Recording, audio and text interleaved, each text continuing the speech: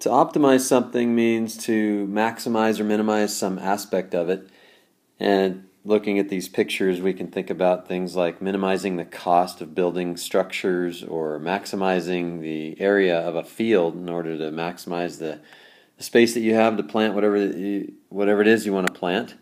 And so this section 4.4, we deal with those kinds of situations in which we're going to take real life situations sometimes and sometimes just numbers and either maximize some aspect or minimize cost, maximize area, things like that. So let's go ahead and get started. Just a quick example, we can just take just a simple example like this where two integers whose sum is 10. And so if we think about two integers whose sum is 10, 1 and 9, 2 and 8, and so forth, or -2 and 12, so any sum of numbers. So we don't know what the numbers are, but when they're multiplied together, we get a maximum product. It depends on what those numbers are. So let's take, for example, without having to try to solve it yet, let's take, let's say 1 and 9.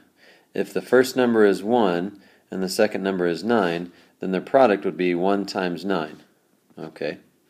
But if the first number is 2 and the second number is 8, then their product would be 16. And so we can see as the numbers change, so does the product, and what we're trying to figure out is what's the maximum product. Okay, so you could probably do some guessing and checking and figure this out, but let's try to figure out a kind of a more effective way, an efficient way to figure out what these numbers are. Okay, the first thing we're always going to be doing is we're going to be defining our variables. Okay, so let's let x equal the first number or the first integer. Okay, and then if x is the first integer, then 10 minus x would be the second integer. Okay, because if you add those up, you get 10. Alright, so and then once we get our variables defined, then we're going to be trying to come up with some sort of a function that we can maximize. Because once we get it to the function, then we just use all the information we learned in sections 4.1 to 4.3. In other words, taking the derivative, finding out where derivative is positive, negative, and 0, and all that stuff that we've already done. So let's define this function. We know we want the product, and so let's let the product, that's a bad color there. Let's let the product in relation to x, or as a function of x, be the product of the two numbers. So the first number multiplied by the second number, 10 minus x. So x times 10 minus x is the product. And then we remember, well, okay, we've got this. This is the hardest part of the whole problem. Okay, so really pay attention to that. Be careful there. But once we get our product, we know that the maximum occurs, or any extreme values occur either at critical points or endpoints. Okay, so we have to find our critical points. P prime is equal to, well, I don't want to do that yet. I want to multiply it out. Okay, so let's do that first. So P of x, P meaning the product, equals 10x minus x squared. Okay, so that's easier to find the derivative for, so let's take the derivative of p of x, and we're going to get 10 minus 2x. Okay, well, the derivative, 10 minus 2x, is equal to 0 when, so p prime equals 0 when 10 minus 2x is equal to 0. And so we can see that adding 2x to both sides, we get 2x equals 10, or when x is equal to 5. So x is equal to 5 is our only critical point. Now, if you're not sure if at that critical point you're going to get a max or a min, then you should check it.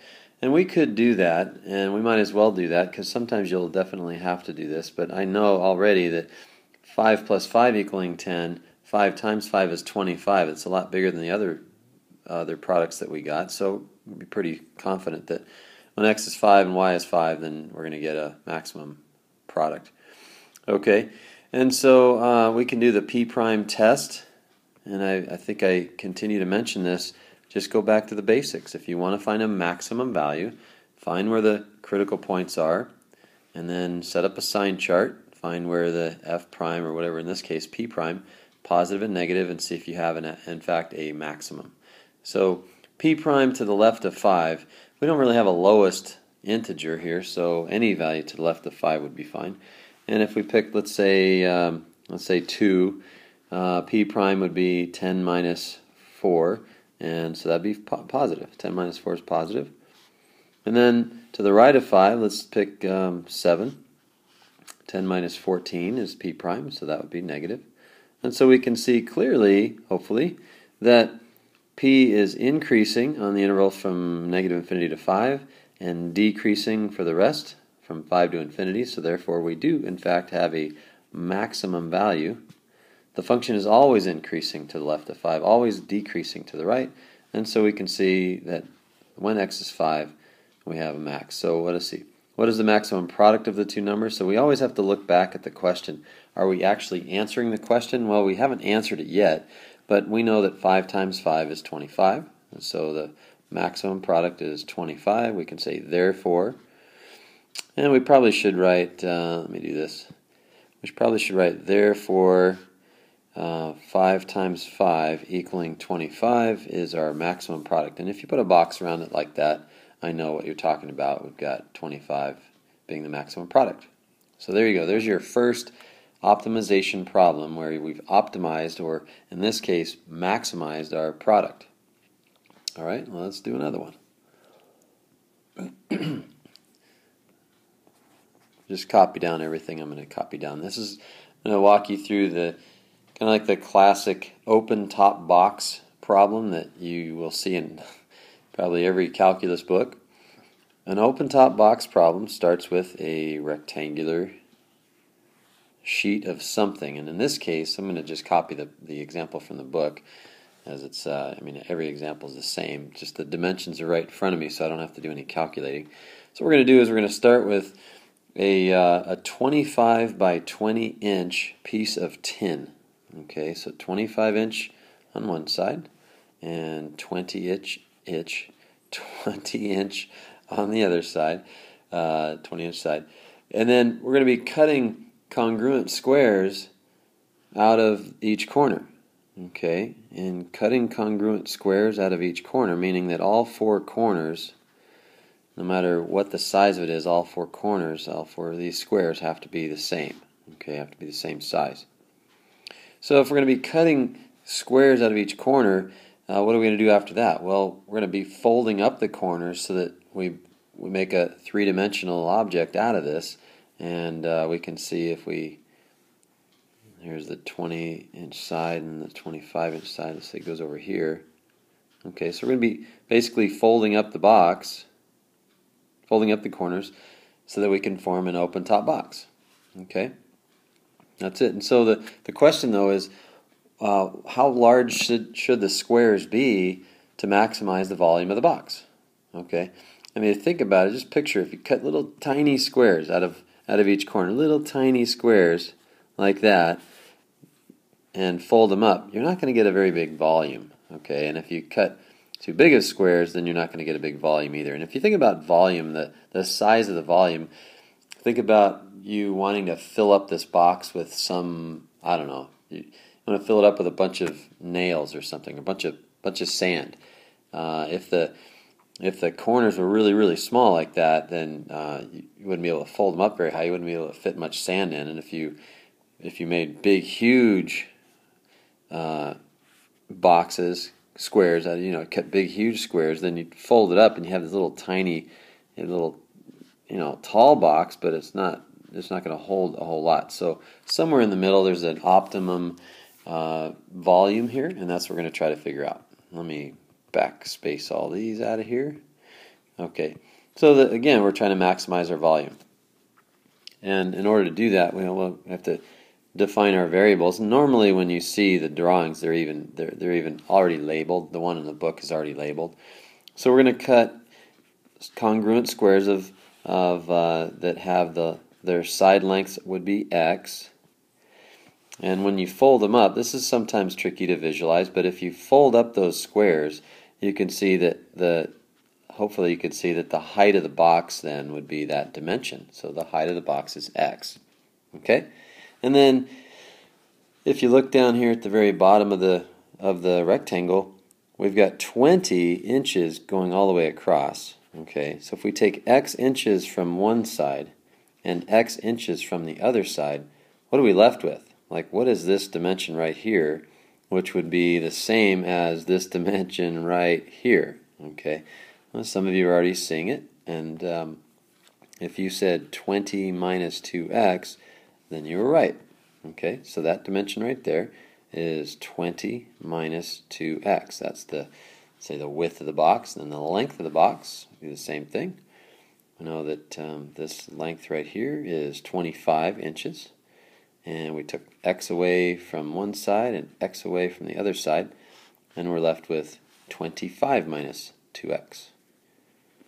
Okay, so this is the critical part of this, coming up with a volume in terms of x.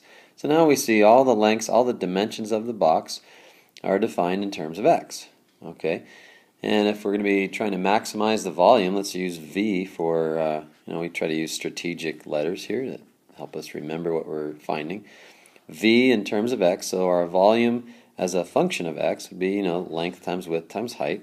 Length times width times height. Okay, and the length of the box, you can write these dimensions any way you want. I like to write my x first, and then the next dimension, 20 minus 2x, and then finally we have our 25 minus 2x. Okay. Now, at this point, you're going to want to multiply these out. Okay, but we do have our function, and we know that maximum values occur at endpoints, and also maximum values occur at critical points. So in order for us to figure out what our critical points are here, we're going to go ahead and multiply this out, and this is a bit tedious, but I get to cheat, and I get to look at the book, and I can see that, and you can cheat along with me if you'd like. 4x cubed minus 90x squared plus 500x. Okay, and then again, we know once we get to this point, we're trying to find a maximum value.